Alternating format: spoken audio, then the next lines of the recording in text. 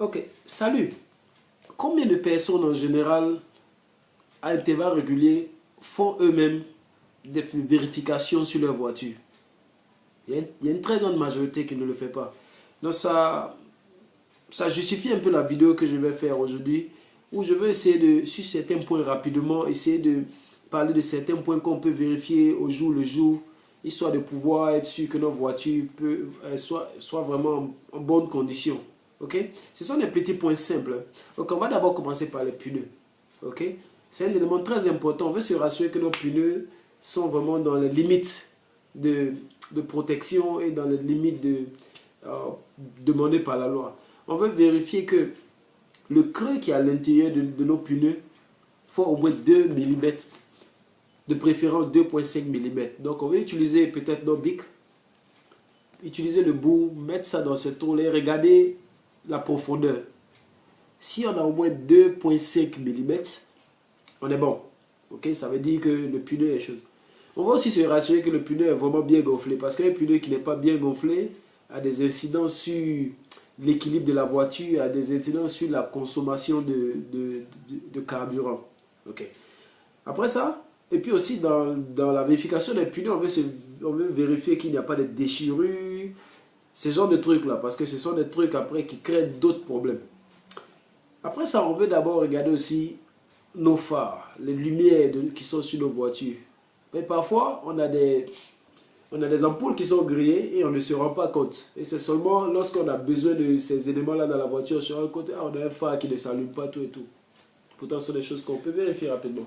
Donc, pour les phares, c'est simple, on va allumer nos phares et puis on vérifie que nos phares fonctionnent, les clignotants, tout et tout.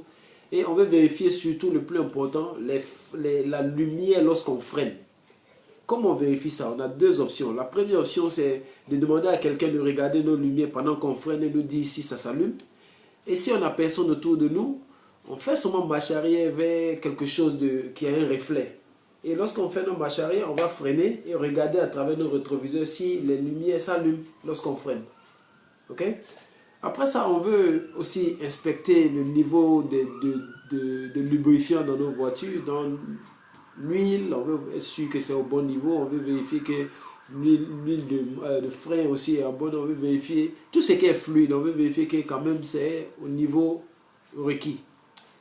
Après ça, lorsque nous sommes prêts à décoller avec nos voitures, on veut se rassurer sur notre tableau de bord qu'on n'a pas des lumières rouges qui nous indiquent des problèmes.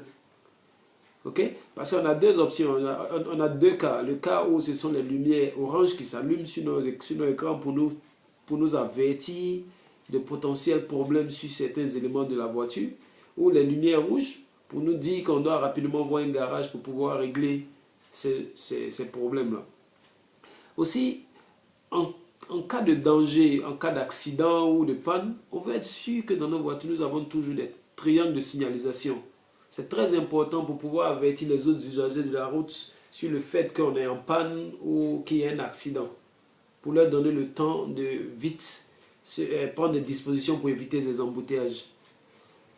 Aussi, on veut être sûr qu'on a des vestes fluorescentes qui permettent aux autres usagers de la route de pouvoir nous voir même dans l'obscurité. Ok?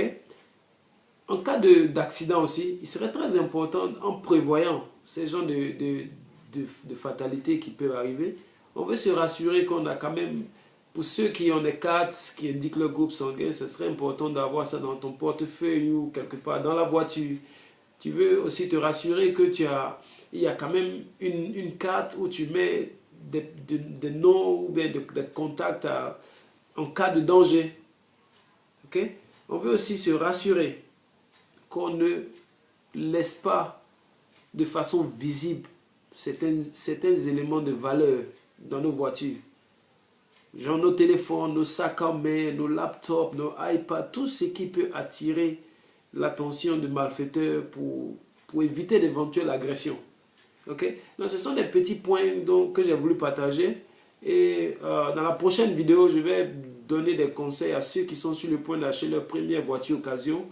Quel genre de vérification qu'il faut faire pour avoir une idée sur la qualité de la voiture qu'on est en train d'acheter. Donc merci d'avoir visionné la vidéo.